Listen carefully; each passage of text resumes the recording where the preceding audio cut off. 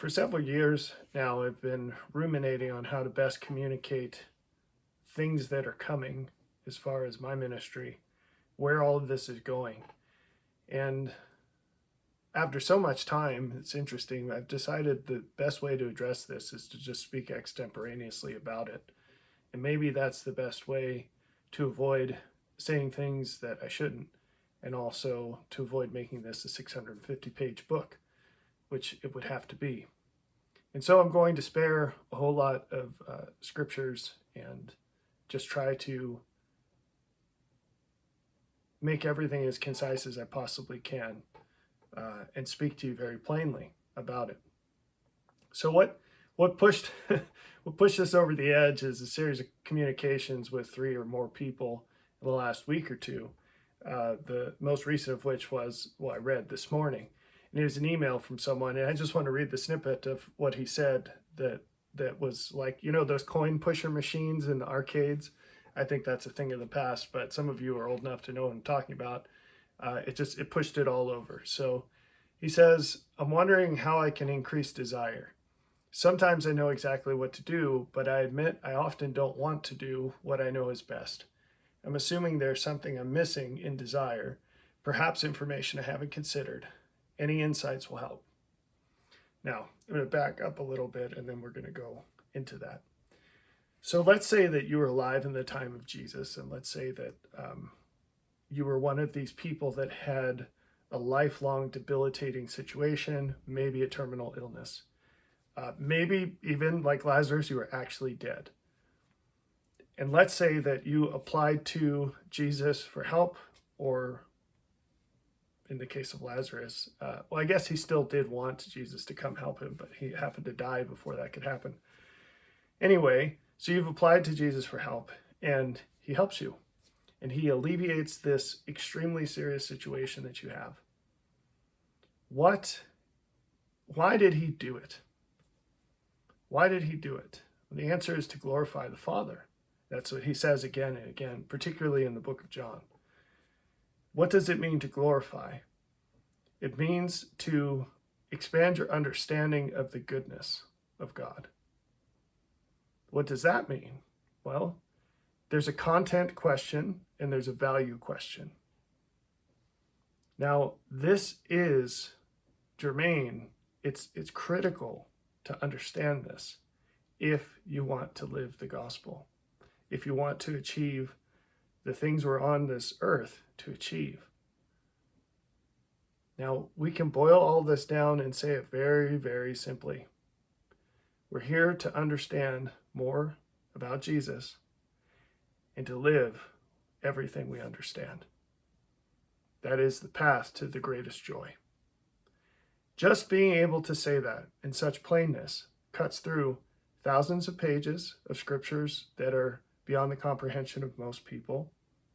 It cuts through thousands of years of Earth's history. This is an exceedingly plain way of saying something, and it costs more than you can understand to be able to, I'll say develop that, but that's not the best word. What did it take Jesus to be able to do what he did during his ministry? Speaking specifically about the miracles, because that's easier for people to understand. Well, we know that there were 33 years, or 30, I guess, at least 30 years of processes he had to go through in order to get there. Now, how many years did Enoch walk with God? 300, right? Or somewhere around there. It was more than that. So if Enoch walked with God for 300 and some years,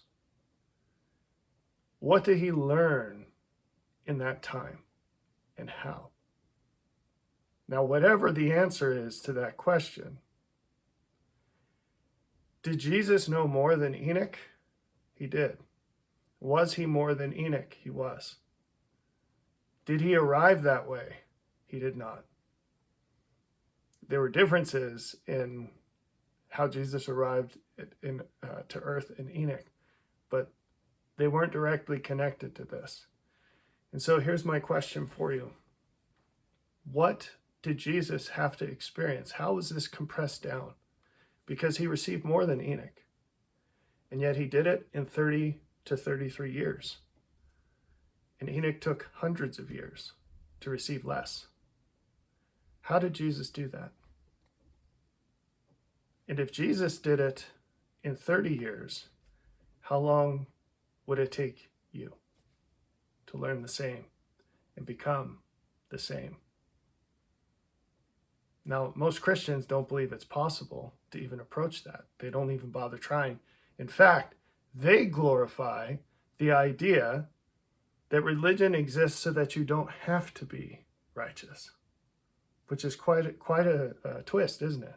It's quite the literal definition of anti-Christ. But we can be like him. And so, what's the difference with Jesus? Well, at least one difference is there were many righteous men and women who came and lived between the life of Enoch and the life of Christ. That we know of, there were only a very small handful before Enoch. In fact, the only person who lived before Enoch who was more righteous than Enoch was Adam. And if you read the scriptures very carefully, Enoch only met Adam later in life, which is also a surprise for most people. Anyway, just like we learn in physics, you can chop up an amount of work into smaller increments. And when you do so, you stretch it out over time. And so this is like with a pulley system. You can break up the work of lifting a heavy object, but you're going to have to yank on that chain or rope more times. Well, these righteous people who came, they received from heaven and they deposited it here. They instantiated that light and truth from the spirit into the physical realm through what they said, through what they did, through what they wrote. So, all the people after them who had access to what they did, and there's a component of this I don't want to get into that's beyond that, but when you bring something, when you experience something as a mortal being from the spiritual realm, you change the access to that same information and make it more accessible to everyone else. And the concrete way you can measure that is what you say and do and write. There are other ways that are not physical, but we'll set that aside and just say it for the sake of completeness. So, Jesus stood on the shoulders of midgets. So the phrase is standing on the shoulders of giants, and obviously Jesus is the giant. But he stood on the shoulders of midgets because these spiritual giants that came before him, these, I don't like that phrase at all. I know people use it, so I'll use their language. But these men, these just men made perfect, these men who invested their whole lives to seek God, to understand God better, and to live more like him. They deposited things on the earth. And Jesus was able to draw from all of that in doing what he needed to do. Now, that was not, by a long shot, the major component of difference between what he did and what Enoch did, or what any of the people before him did. What was the major difference? The major difference was the compression just consisted of greater intensity. Of what? Of suffering. Greater intensity of suffering. And so, in Hebrews we read that he learned obedience through suffering. It's not a great translation. He learned to love what is good through what he suffered. So, and you can be obedient without loving obedience, strictly speaking, but can you really? To submit to God is not to submit like a dog would submit, which is, please stop hurting me. I'll do what you say, but I'm only doing this because I don't want the pain. To truly love God, that's what it takes to submit for real. And when you love him, you don't do things out of fear. You don't even do them out of respect. You do them with the greatest gratitude, the greatest joy. Imagine being in a place where you actually experience a fullness of joy in knowing what God would have you do and in doing it. Independent of whatever he's asking you to do or how much it costs you. This is an easy thing to say, although because it's not an easy thing to do, most people would really struggle to formulate the words because it's outside of the realm of what they're willing to think about, because it causes them great guilt because they're not willing to do it. So, one of the interesting things, I was just reading in a book yesterday, this sentence that struck me quite hard. And it was a phrasing of how every economic transaction occurs, which is that value is transferred from the person who has it to a person who values it more. Think about that, because it's a little wordy. If I pay a kid, I don't know what the going rate is because my kids work, I was going to say for free, they work for a lot of money. But it's what I give them anyway as their father. But I don't know what a kid charges to cut grass today, but let's say it's $20. So if a kid's going to charge you $20 to mow your lawn and you give him $20, that $20 is more valuable to him than it is to you in the context of cutting grass. You'd rather give away $20 and have your grass cut than keep the $20 and cut it yourself, right? You know, in God's kingdom, that's reversed. And this is something that people don't understand. In God's kingdom, the flow is always from the one who appreciates it more to the one who appreciates it less. This is actually a correct way to think about love. Love that God has for us, and love that we have for others as we keep his commandment to love others as, or in the same way, that he loves us. It's not a question of doing good things for other people and then feeling good about it, better than you did before. You have your reward. Jesus said, this is why we need to love our enemies. Because if you don't love your enemies, you don't love anybody. Because what you have isn't love. It's a motive to get gain, to increase, to get more than you had before. Love is giving away the greater thing to someone who will absolutely appreciate it less than you. Think about that. So,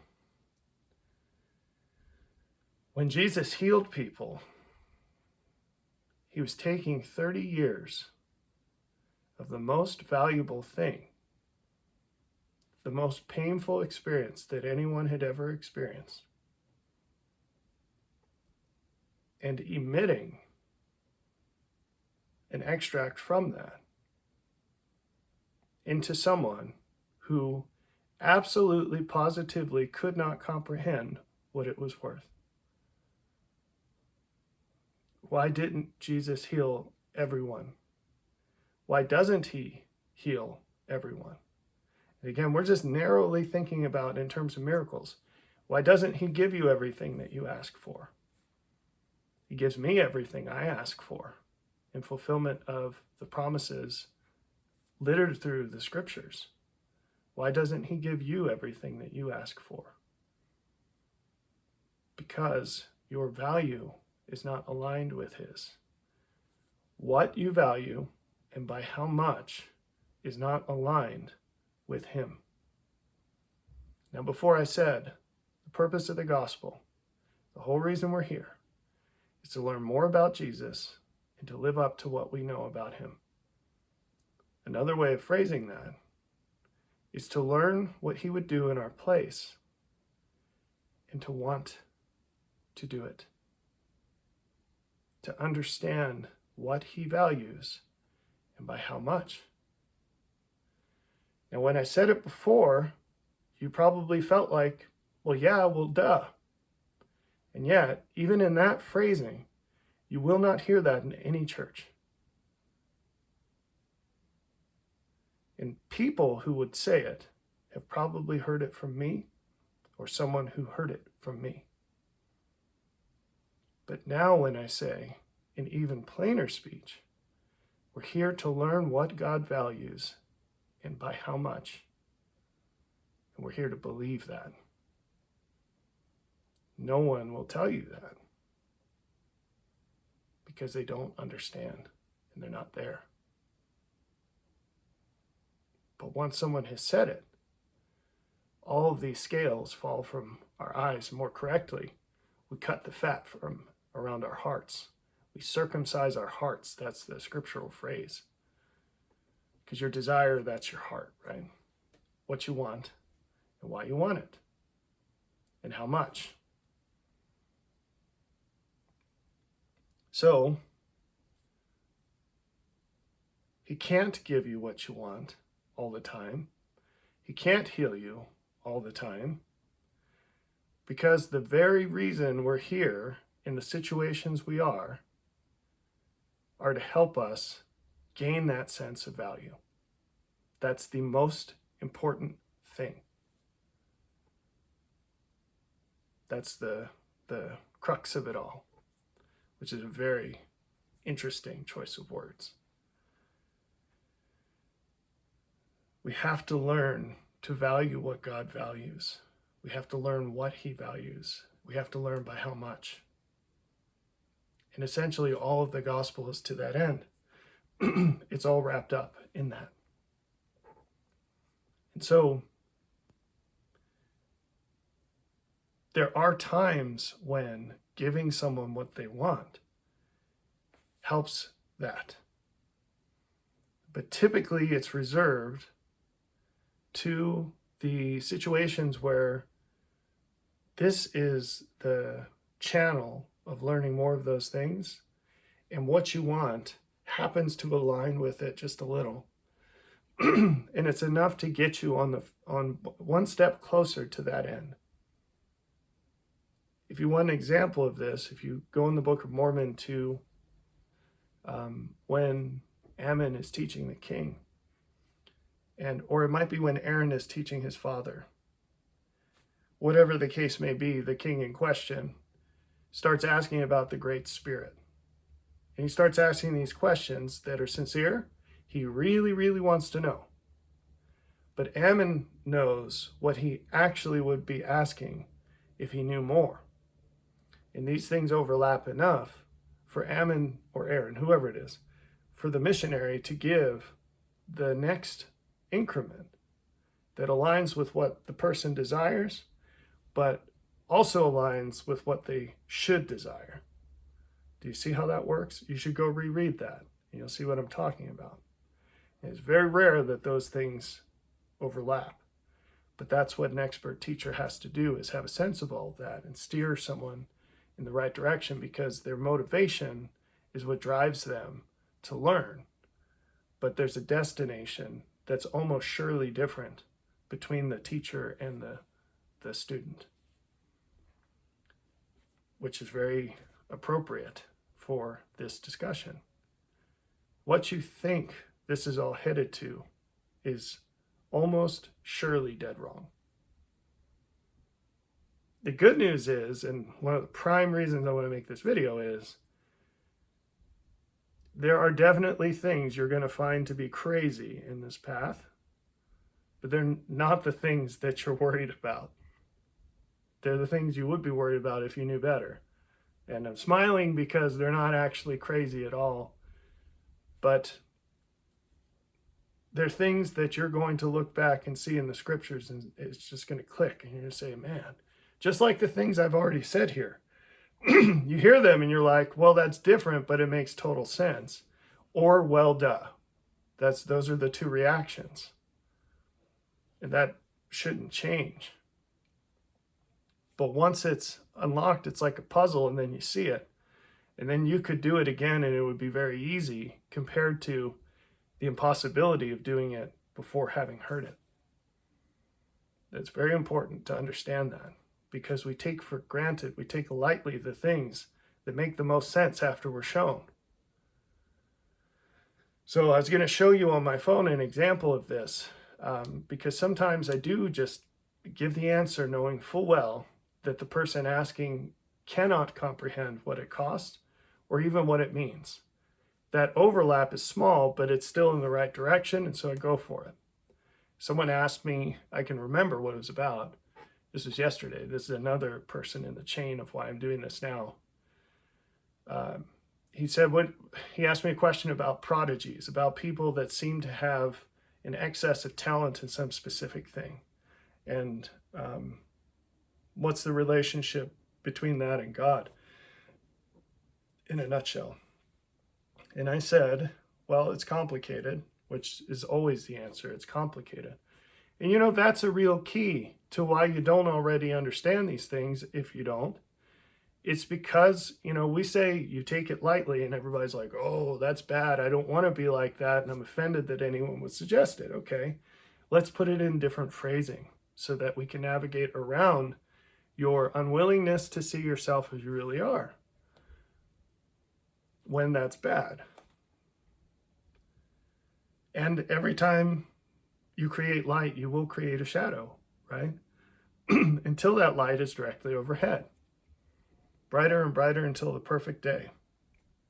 So go read John 3 if you want to have more insight about what our reaction to the appearance of shadows in ourselves, what that says about ourselves and God, our relationship to God, our attitudes to God. John 3. Anyway, so why don't people get it? Well, in many cases, we won't say it's because they take it too lightly. We'll say it in a different way. It's because they don't realize how complicated it is. They don't realize how much it costs. And they don't want to know that they're not willing to pay it. That's why. Why did the woman who suffered with the bleeding situation, whatever it was, why did she suffer her whole adult life with that? And you could say because Jesus wasn't around before then. That's true. That's true. But why did he have to be there? So he healed another person from a distance. Why did the lady have to touch his robe? Desire is very much wrapped up in what faith is, how much you want it, what's the price you're willing to pay. In God's eyes, everything has a price. And we don't know what it is in most cases. And there's a detail there of exactly what the price is. But the more important component on that is the governor of the intensity we're willing to have in seeking for it. The level of sacrifice we're willing to give in exchange for it. Sacrifice is thought of as something you give away. That is not ever true. It is never true. It is always an exchange. And here's another thing for you to realize. Every choice you make is an exchange. An exchange of what? Because you say well, I can drink this water right now. Yeah. Instead of what? Anything else you could possibly do in that moment. I could say the next sentence, or I could drink water. I could slap this phone and run away screaming. There's an infinite set of things you could do in any moment. You are sacrificing every moment you live. And until you realize that, you're not going to have the strength to make correct decisions, the best decisions, in every moment. Every single moment is an exchange. And the choice is whatever you end up doing or feeling or thinking, and anything else you could. So Jesus transmitted these blessings to the people who either had the greatest desire or would get closer to having a more full desire or a better oriented desire than they did before. And so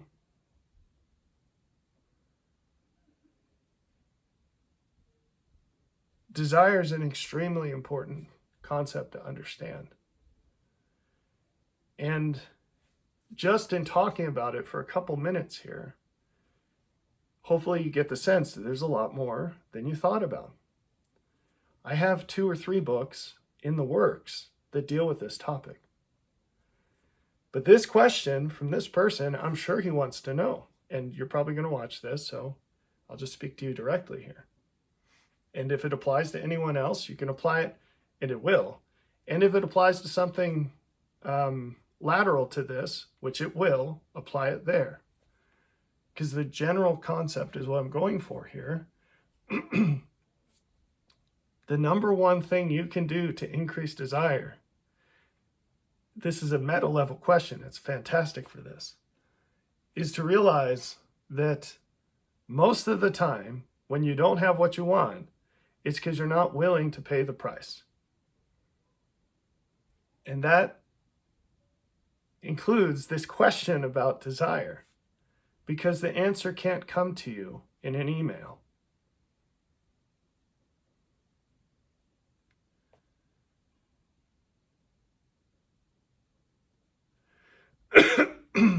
And now I'm going to choose to drink water.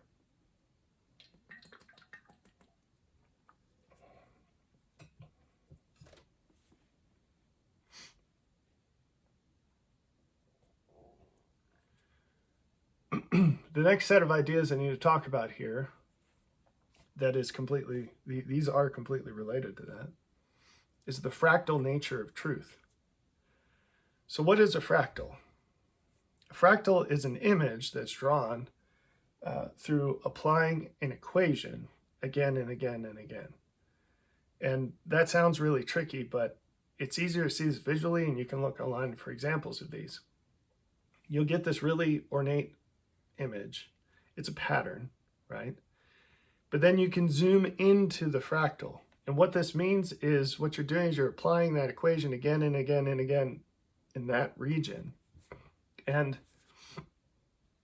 what it produces is more detail. Now, the Spirit does this. I've described it as a lighthouse. Wherever you shine the lens, you're going to see more. Your desire is what points the lens.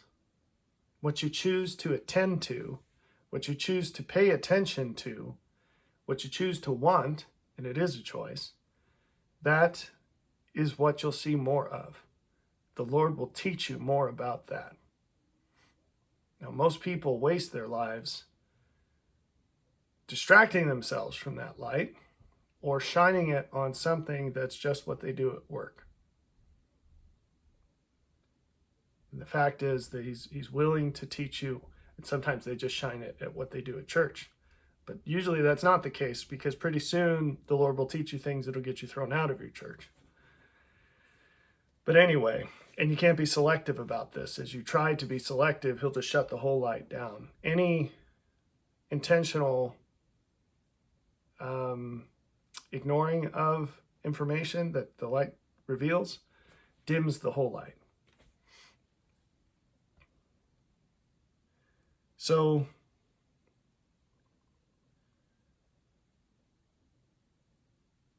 I've lost my train of thought now on this. Just give me a second, because I can't pause this.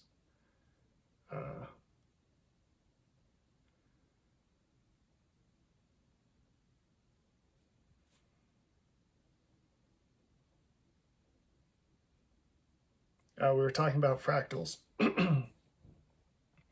Got it. So there are massive differences across any set of people. far more than you realize. Okay?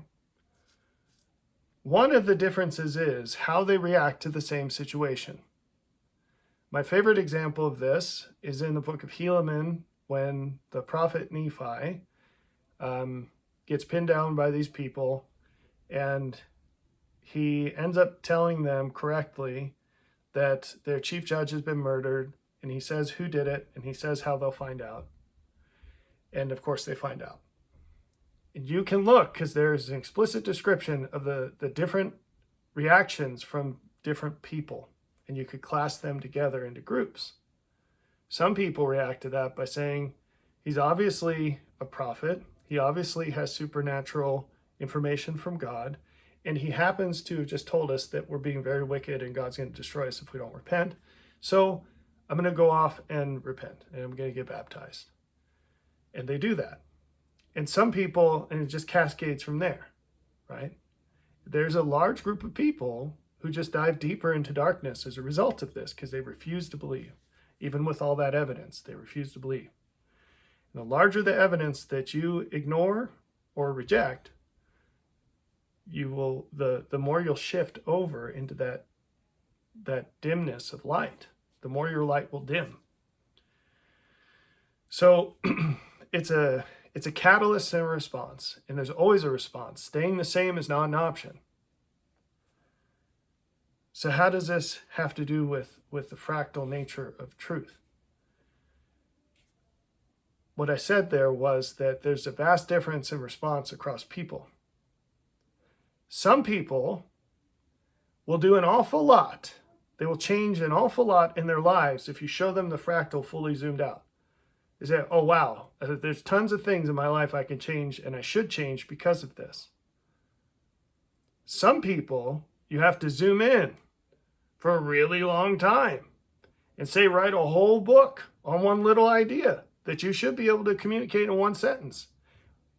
Or better said, there are people who only need one sentence, and they will do more than the people who need a whole book.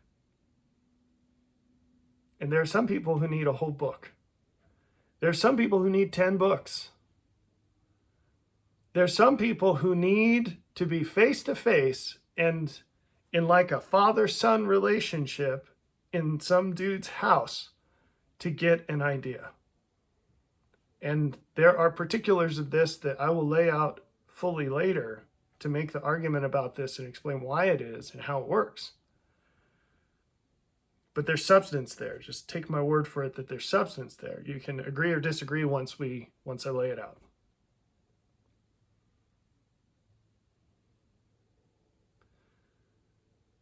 Sometimes, frequently I'd say, the problem is that people don't understand if they're one sentence people or 10 book people or face-to-face people. This came after reading Through Faith, which kudos, right? And he says in the email he learned some stuff. So just to fill you all in on that, that's good. The needle has moved. That's great. But if you come out of Through Faith with that question, there are parts of Through Faith that you didn't get, and that's fine. I'm not knocking you. This is not a, well, I don't know how to say this. I was going to say this is not a better, worse situation. It is, but it's not like an evil, good situation. This is why we're here. This is what we're doing. But we all need much more zooming than we realize. That's the issue. You can preach the gospel in 2 sentences. That doesn't mean the gospel is simple. Or maybe it means it's simple but not easy. But it's hard to put this into words in sort of a legal correctness, because you can't call something simple that can never be fully described in books. And John says in the end of his gospel that no number of books could correctly or could fully describe Christ, could adequately describe him, which is important. It's important to understand that. There's a component that cannot be acquired through reading Scripture or any other books. There's there's a portion of Christ, and it's actually the most important portion, that cannot be known through text, through words. Now, you should already know this because it's all over the scriptures. These phrases like could not be written. Now, sometimes that's because God just said, don't write this. But sometimes, if you dig into it, you'll see, sometimes it's because it literally cannot be contained in words. Our words are too limited. Any words are too limited. It has to be learned personally through experience. And that's part of where all of this is going. Okay, so I think I covered that adequately. So please don't think I'm being dismissive if you ask me a question. And by all means ask, because you don't know whether it's answerable in 3 sentences or not. And that's fine. And I'm not going to upbraid you. I haven't upbraided this guy. That's not what I'm doing. I'm explaining why I can't give you the answer in an email.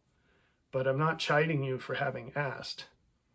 You don't know. If you don't know, you don't know. And one of the things you don't know is this something that can get answered in 3 questions or 3 sentences, or is this something that requires 3 books?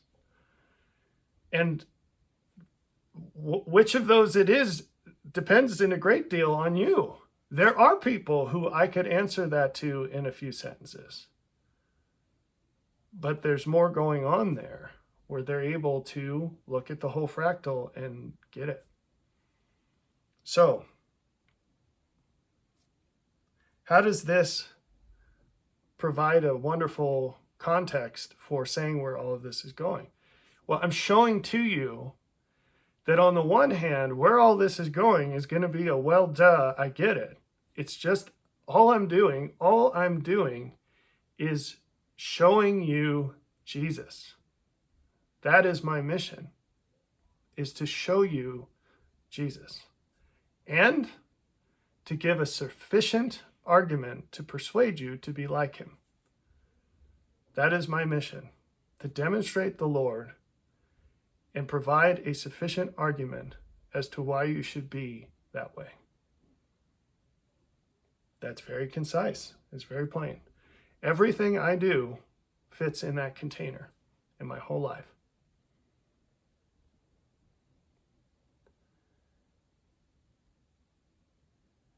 How that will unfold, specifically what I'm talking about is what am I going to do in the ministry, is writing these books. And what are the topics that will be in them? So, sorry, I'm subdividing here. Writing the books, giving some talks, producing these videos, and the occasional blog post. What will all of that information entail? Well, I told you several of the books are essentially about what to value and by how much. Some of the books are about how to convey these things to others. Essentially, they're about teaching. There is a book that's about the process you have to go through to truly know the Lord. It's about suffering. There's a book that's about, I haven't looked at the books in a long time, so I've been focusing on 1 or 2. The ones I've been focusing on, the next one coming out, I think, the next one coming out is all about being who you really are, which sounds strange, I'm sure. But you're not who you really are. You actually have several selves. There's the person you think you are, which is different than how God sees you. There's who you project yourself to be to other people, and that's not how you really are either. And then there's who or how God sees you. And then there's how God sees you could be. And there are things that you can do in your life to reconcile all of these people, which is essential. Because it's like if you look at a map, you need to know where you are before you know where you're going, right? Even if you have a map, it's not enough. until you know where you are on the map. It's every mall you go into, which those don't really exist anymore. There's a sign right at the door that said, you are here. If you want to go to this store, here's how you get there, but you need to know you're here, because if that dot weren't there, it wouldn't matter if you knew where you wanted to go. So along the way, and this is part of the surprises that people get, along the way, it's going to be clear why you need to connect with other people and how. Now, I've already made videos spelling this out, and that's the thing. As I'm laying these things out, it's all the same fractal. There's nothing new in there other than greater levels of detail. And so as you look backwards, it should be clear at any point that this has all been a straight line. Even if you weren't capable of correctly predicting the next point, it all lines up. But even though a lot of the same words are getting used, the ideas are going to be very different than, same words that other people use. The ideas are going to be very different than what other people have said and are saying. And this is the key differentiator, right? Like, it's not a particularly radical sounding thing to say, my mission is to show people what Jesus is like and convince them to be the same. And yet that is an extraordinarily radical idea. Likewise, you know, when you look at the danger things of religious individuals and what they're preaching, what the clear signals of we're in a danger zone here, it's things like getting into groups, whether that be in kind of a church formation or a community formation, like literally living in a community. People just start raising their hackles, and understandably, that's usually where things, or when money's involved, things get pretty crazy, right? Well, it's not going to happen on this path in the way that you think. And that's, if you could construct the path from here to there, you'd already be there. You wouldn't be watching this video, that's for sure, especially not 40 minutes in. So how's it different? Well, it's the lack of details that is the key to why all of these other attempts fall short of what they claim to provide. And that's really how it happens, right? They make all these claims as to what is going to happen or what is happening, and then they all collapse before they get there. What's lacking is details. Going back to the fractal, what people present as the gospel is essentially, it's in one step. And they say, here's the fractal, here's the end, here's what we're claiming to give you, and here's where you are, which is kind of nebulous because we never really point fingers and nail that down. And just trust us, if you stay on this path, that's where we're going. And lo and behold, it never happens. In the actual kingdom of God, what happens is that single step turns into multiple steps. And that's like zooming in the fractal just a little. And there's a set of people for whom that's enough. Now, the key difference is the outcome is actually the outcome. Then the fractal is zoomed in again, and there are even more steps. And this just keeps going until there are no steps at all. It's a ramp. And once it's a ramp, here are some of the properties that that's going to have. Everything will be provided so that every single person can draw as near to God as they're willing to draw.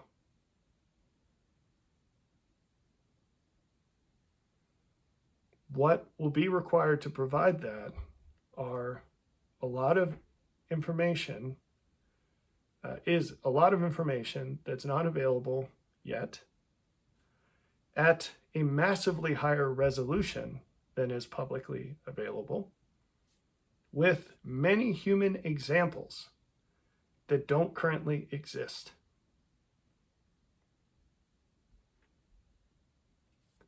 Along with a whole lot of external reasons to see that this is good.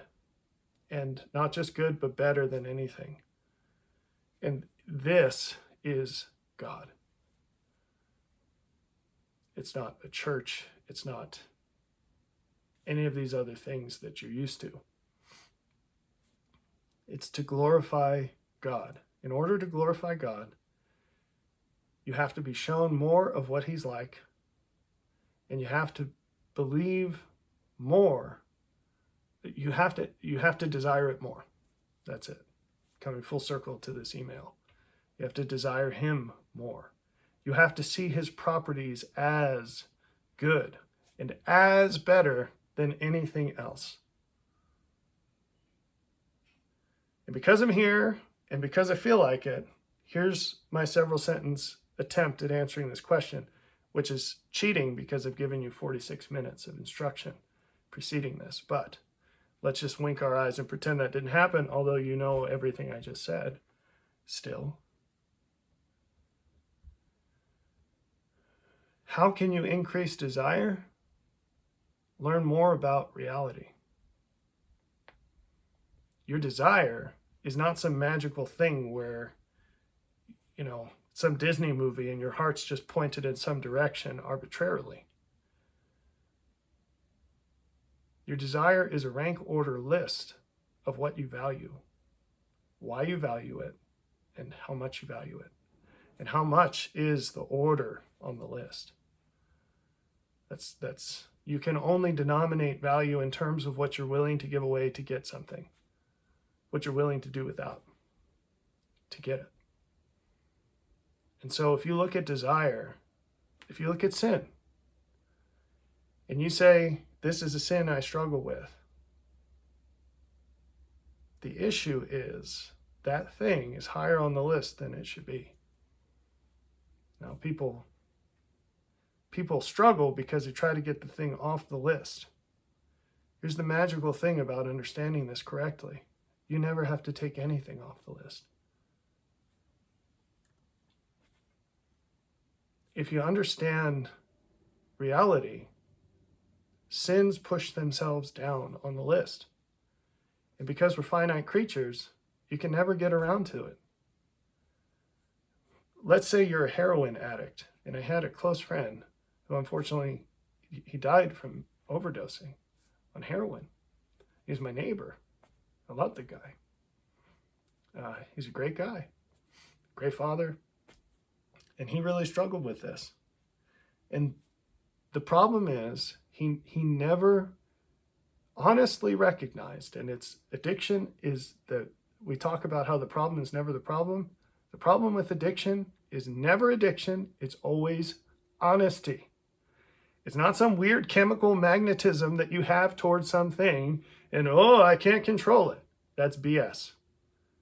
Okay? Step one is to recognize this is a choice you make.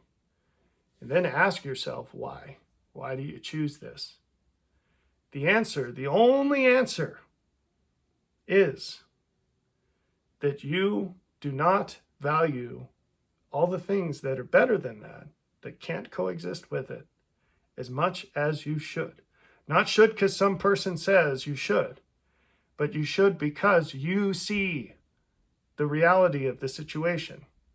My friend, my neighbor, he loved his kids very much. He loved his wife very much. He was an ideal father in all of these ways. And yet, he put using heroin above his children and his wife. And he refused to see that. So when it was time to shoot up, he refused to think about the consequences of that in terms of losing his wife, losing his kids, losing his life. And, there have been studies done, you can look these up, that if someone is there reminding someone of the consequences, they don't do it. Dave Mustaine, he's the lead singer of this band Megadeth. He had a lifelong problem with all kinds of drug addiction. When he goes on tour, he actually hires a pastor to come with him and remind him not to do these things. It's not like he has to strap him down or anything, but I heard that at one point. I don't know if he still does that, but that you don't need some guy. You have God in you, in your conscience. You have the ability to understand relative ranking of value. That's given to us. Reread Moroni 10. It's right there. That's what it's actually talking about when when it says that God gives us the ability to judge these things. So use your judgment, and that's how you can increase desire. If the question, which I don't know if it's specifically what he's asking, if the question is how do you desire something more than something else? If the question is just in terms of intensity, how do you crank up your desire range? So right now, if your maximal desire is like this, how do you increase it? That answer is suffering. Now, the wonderful thing about that is you don't have to go looking for that. God will bring it to you. He's better at that than DoorDash. He'll bring it to you, and you don't even necessarily have to order it, although unknowingly people do order it when they ask for certain things. Chief among them, when they ask for the, quote, gift of charity, you're actually asking for greater suffering. It's a special kind of suffering, but I won't get into that here. Anyway, that's where we're going with all of this. That's where it's going. And so one of the objectives in making this video is that I'm doing everything I can with the limits of resolution, because you can't zoom all the way into the fractal and show what's there until you've zoomed all the way into the fractal to show what's there. But I'm showing you at every level of resolution that this is all in a straight line. It's a straight line that points to God. And what does it point? It points your heart to him and your mind. That's what I'm doing here. And so at any point in the future, hopefully you can look back, not just at this video, but all the things that I teach and share, and say, yeah, all along he was saying the same thing. I just didn't see it. And that's fair, right? That's fair. But what I'm trying to avoid is anyone saying, hey, this is different than what you were saying before. Just to be mathematically precise here, the way certain things are described can change when you have better language to describe it with. That's part of increasing resolution. If you look at a blurry photo, it will look different than a high detail photo of the same thing at some level, right? But it's the same thing. And so what we're trying to avoid is any accusation of, hey, this is a different picture. It's the same exact picture. It's all just repentance. It's all just do what the Lord would do in your place. And now let's crank up the resolution of what you see him to be.